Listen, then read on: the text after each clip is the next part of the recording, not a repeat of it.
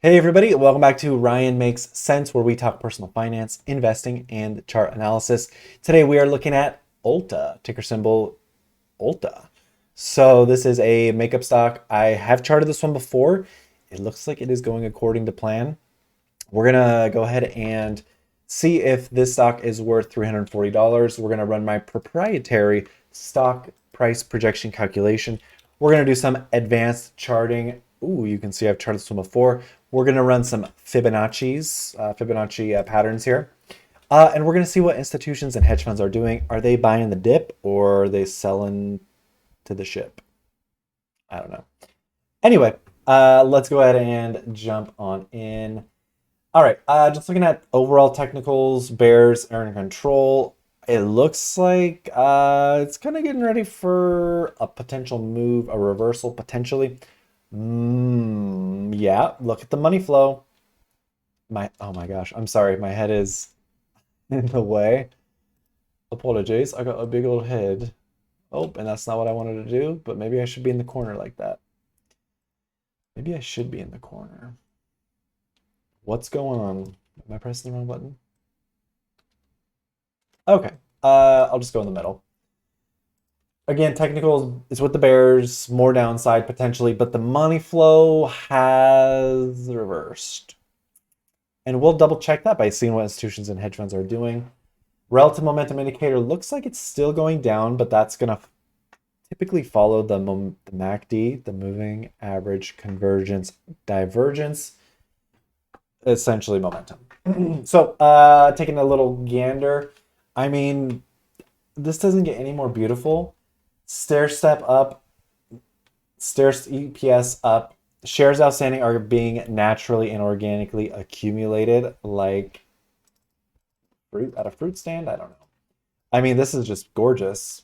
So there is appetite from retail traders, institutions, hedge funds. They're eating this up like cake or whatever people eat normally. Probably not cake. They're in the S&P 500. I mean, they're profitable. I think they're going to offer a dividend in 3 to 5 years. If you watch my last video, I said about the same stock. And I think it's true. These not monsters, these beasts of companies are going to make so much extra money. They're going to need to, they're not going to need to, but they're going to want to reward shareholders. And honestly, they're freaking killing it. Gross margin 38.9%. That is um, high growth uh, property. No, that's very high growth. Typically, anything over 30 is high growth. Price to earnings 13, 15 is a sweet spot. Future price to earnings 12. I mean, that just makes it even juicier. Quick ratio, that's a little bit of a beige flag. If they had to close their doors tomorrow, they would not be able to pay off all of their debts, loans, and notes. So that is very interesting to me. I am very interested to see how their assets and liabilities stack up. We'll get there in a minute. They do have some debt. They are addressing the debt, which is good. Um, they need to get that back up.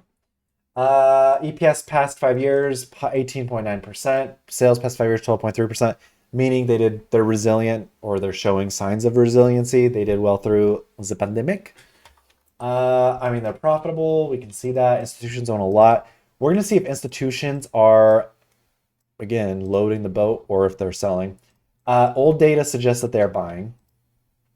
Shares float is low. That's very good. All right, so let's run my proprietary calculation before we really move on here. All right, so the market cap of this company is 16,270,000,000. They have income again of 1,260,000,000. And they have sales of 11 billion, crazy, 300 million. All right, and let's go look at their cash and their debt because this is where it's going to get really interesting. Let's just see how they did. Q1 this year did 3.5 billion. Last year they did 3.2 billion, so they made about over 330 million extra. Q2 this year they did 2.7 billion. Last year they did 2.6 billion, so they did almost 100 million more. They're definitely on track to continue over 11 billion with a B. All right. Let's go ahead and bring up. So they have 524 million in cash and debt. I'm interested. 1 billion. Okay, 1,607,950,000. Interesting. Let's look at this assets and liabilities. Total assets 5.6 billion, total liabilities 3.3 billion. Assets don't quite dwarf liabilities 2 to 1. That's kind of like a standard. It's not a deal breaker, but you know, typically I like to see 2 to 1 there. A lot of insiders selling. Steelman 20,000, 31. I mean, they own a lot of stock. I don't see any real red flags here. The I'm surprised insiders are not buying, but I can see maybe they see what I see, and we'll go ahead and get there in just a minute. All right, so this company has 48,320,000 shares outstanding. That is a $574 stock price projection. Again, this thing isn't exact numbers. It's more so to gauge where we should be going. Target price is $475 from analysts. 585 from Jefferies in April. Crazy. 540 by Loop Capital. Oppenheimer 500. JP Morgan 600. So interesting. So if this stock is worth basically $200+ what it is now, we would see institutions and hedge funds buying insanely, right? Well, institutions and hedge funds own 96%, 96.5%. That is older data. This is newer data here. They process filings as they come in. They have 103% ownership. That is a 7, almost an 8% increase, which is great. Let's see what the big boys and girls are doing. BlackRock added 9%. Vanguard decreased 5%. And then you have this table down here, which you guys can go through if you want. The site is fintel.io/SO/US/ whatever stock you want. So this one's ULTA.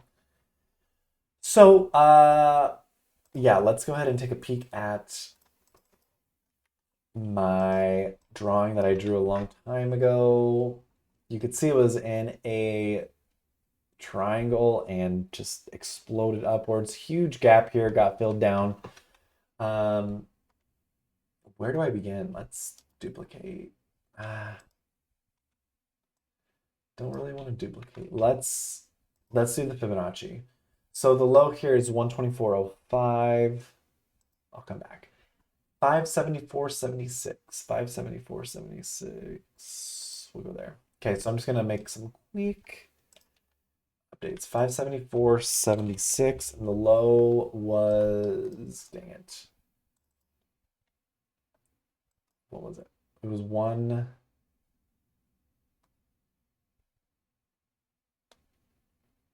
Where'd you go? Where'd you go? Where'd that? Oh, 212? No. What was that low? 124.05. And I'm just trying to make this exact because I want to see the level of confidence that these candles and this pattern give us. So, perfect resistance on the first candle, falls through, comes up, tests support. Perfect resistance here, perfect support, test support, test support, test this inner candle, perfect support, double time. Nice supports here. Oh, this is perfect support, So, this is great because we can see that this stock likely will come and react to this next ring right here, which is going to be around $314, which, let's see where our next support is. We have this long-term support at 250. I don't know if it gets to 250. But let's see what else we got. So remember 250. So 250 is this outer ring right here. Perfectly 250 down here. A little bit 253. So very interesting. I really don't see much evidence at this point that this is ready for a turnaround. And I only say that based off of the last 6 candles. 1, 2, 3, 4, 5, 6 candles. In terms of long-term support, let's see what we got at these levels. So it had a bounce right here, not really a confirmed area. This is a good area right here. So that's support, next support to watch. This is a good one too. Okay. And then everybody was kung fu fighting. Right here. All right, and the next one right there, right here looks perfect. Okay, so these are going to be the next areas to watch. I personally, honestly, would not mind start taking nibbles on this one. In fact, I probably should. And I only say that because you have to ask yourself this question, and I ask myself in my head, and you guys can't see me or hear me, but if this stock reversed $100 tomorrow, would you be upset that you didn't have any? Not 100, maybe. Okay, I don't know. If this stock had a major reversal, would you be upset that you did not have any exposure? Me personally, yes. And I say that because this is trading at 2021, 2019 levels. And look what it's done since 2019 and 2020, 2021. It's almost doubled. So, yeah, I would. And I mean, the PE is low right now. So this is decent. The only beige flag I have is this quick ratio. What they need to do to improve this and potentially come on the radar for other companies is add some more cash to their reserve. That will bring this up. So once they count the revenues, set some more cash aside. Unless they want to be really aggressive about paying off their debt, which let's see if they are being really aggressive. Not quite. No. It's been floating around 1.6 billion for a long time. Well, a couple years. So I don't think they're too serious about getting out of debt. Their cash isn't at the all-time high. It's also not the all-time low, but holding on to a bit more cash will get their quick ratio up. Overall, I'm not concerned because they do have a ton of cash at the moment. And again, their margins are insane. So I think just a little bit of strategizing on how they want to not manipulate, but control how the balance sheet looks for investors, whether hedge fund or retail, ETFs, etc. So also consider if you want to buy ULTA but you don't want to have the volatility, you can buy the S&P 500, and that does make up a portion of that. So S&P 500 is the top 500 stocks, yada yada. This happens to be one of the 500. So if this goes up, potentially S&P 500 goes up. If it goes down, potentially S&P 500 goes down. But it's a diversified index, so you're gonna have the waves. Anyway, that's all I have on ULTA. I don't think I'll be lucky enough to get the dip at 255. I think the area to watch is gonna be 330 and 316, 315. And again, this stock is, I just want to reiterate, it's cheap historically. Institutions are buying quite a bit, and they're continuing to just smash sales and EPS. So that's my thoughts. I would personally consider dollar cost averaging into this one, maybe 20 bucks a week for the next, I don't know, 10 weeks. It's really however you feel comfortable. So thank you for watching. Consider subscribing, leave a comment. Have a wonderful day.